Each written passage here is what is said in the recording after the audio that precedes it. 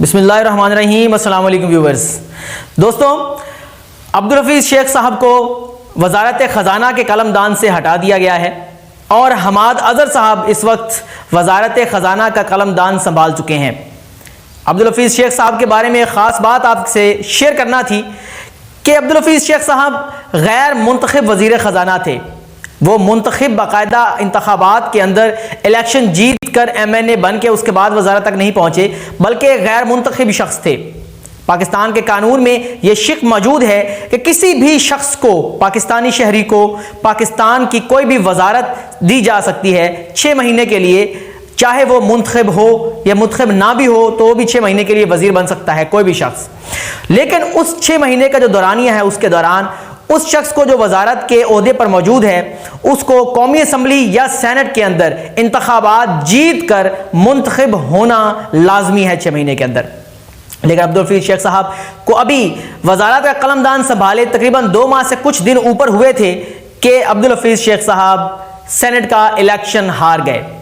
اب اصولاً تو ان کو اسی وقت اپنی وزارت سے استعفیٰ دے دینا چاہیے تھا، لیکن انہوں نے ایسا نہیں کیا۔ وہ اس کے ساتھ اپنی وزارت انہوں نے جاری رکھی، لیکن پھر بھی ان کو وزارت سے رخصت ہونا پڑا۔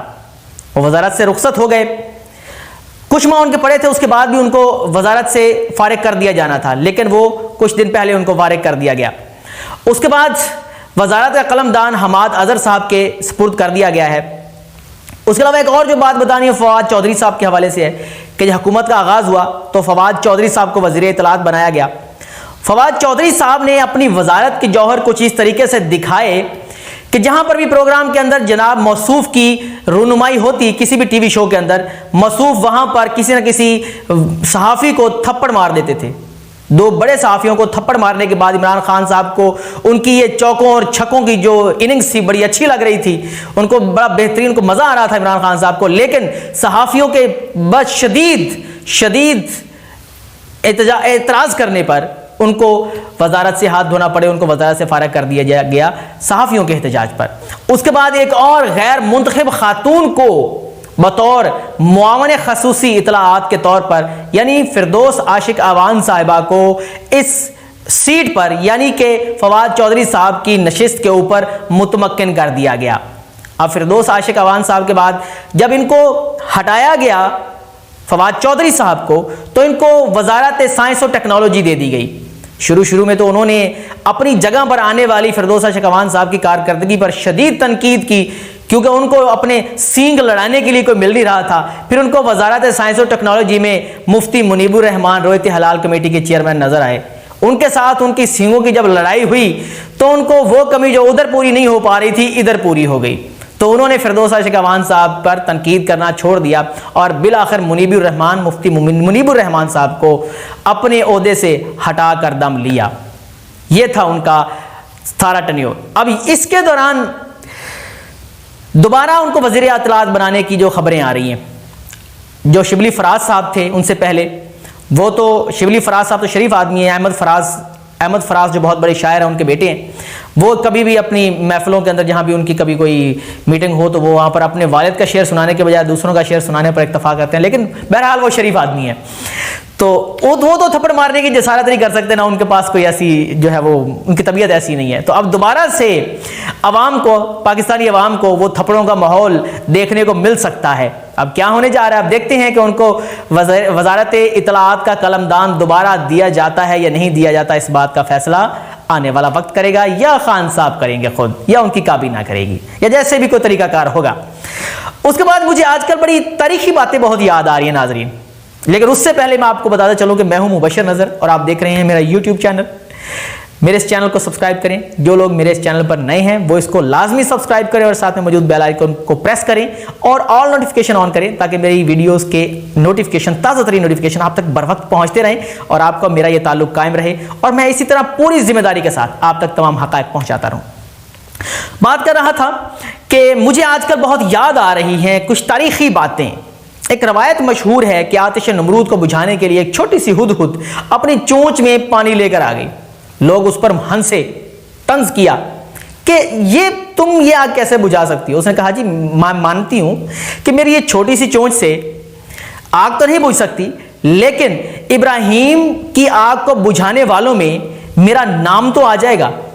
اسی طرح کی ایک روایت پیپلز پارٹی کے نوجوان چیئرمین بلاول بھٹو زرداری کی طرف سے دیکھنے کو ملی۔ نون لیگ کے ساتھ جو انہوں نے ہاتھ کیا ابھی سینٹ کے انتخابات میں، انہوں نے اپنا اپوزیشن لیڈر یوسف رضا گیلانی صاحب کو منتخب کروانے میں جو ہاتھ انہوں نے نون لیگ کے ساتھ کیا، اس کے کچھ کفایہ کے طور پر، سمجھ لیجیے کفارہ ادا کرنے کے طور پر انہوں نے یہ آفر دی ہے نون لیگ کو کہ ہم آپ کی ہیلپ کر سکتے ہیں حمزہ شہباز کو وزیر اعلیٰ پنجاب بنانے میں۔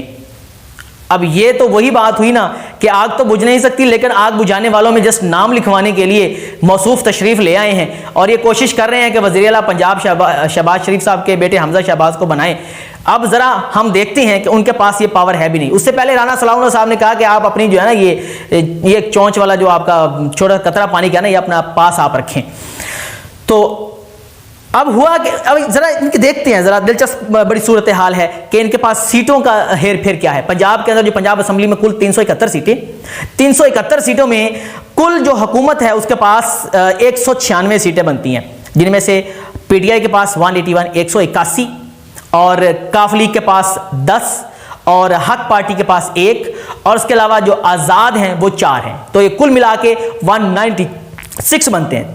اب یہ 196 ممبرز کے ساتھ برسر اقتدار پارٹی اور عثمان بزدار صاحب وزیر اعلیٰ ہیں پنجاب کے۔ اس کے بعد پی ایم ایل این کے پاس دیکھیں تو 165 نشستیں پی ایم ایل این کے پاس ہیں، لیکن اب پی پی کی طرف جائیں تو ان کے پاس صرف 7 سیٹیں ہیں، جو یہ کہہ رہے ہیں کہ ہم وزیر اعلیٰ پنجاب بنانے میں آپ کی ہیلپ کریں گے، وہ حمزہ شہباز کو وزیر اعلیٰ پنجاب بنانے میں ہیلپ کریں گے، جن کے پاس محض 7 سیٹیں ہیں۔ اور ہاں، یہاں ایک بات یاد دہانی کے لیے بتاتا چلوں آپ کو کہ یہ وہ پارٹی ہے جس کے پاس کبھی پنجاب کے اندر اکثریت ہوا کرتی تھی اور 2/3 اکثریت ہوا کرتی تھی۔ یہ وہ پارٹی جس کے پاس اب صرف 7 سیٹیں ہیں۔ زوال کی انتہا دیکھ لیجیے آپ۔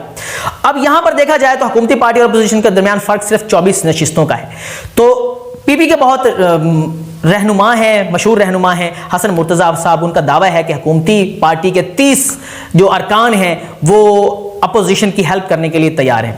اب نون لیگ سینٹ الیکشن کے اندر جو دھوکے بازی پیپل پارٹی سے برداشت کر چکی ہے، اب دوبارہ وہ پیپل پارٹی کا پھر سے سہارا لے گی تاکہ وہ حمزہ شہباز کو وزیر اعلیٰ پنجاب منتخب کروا سکیں۔ چلے مان لیتے ہیں کہ اپوزیشن کی کچھ لیڈر، کیونکہ یہ جو ووٹنگ ہوتی ہے خفیہ ہوتی ہے، چلے مان لیتے ہیں کہ حکومت کے کچھ لوگ اپوزیشن کا ساتھ دیں گے اور اس طریقے سے وزیر اعلیٰ پنجاب منتخب ہو جائیں گے، چلے مان لیتے ہیں، لیکن پھر حکومت کیسے چلے گی؟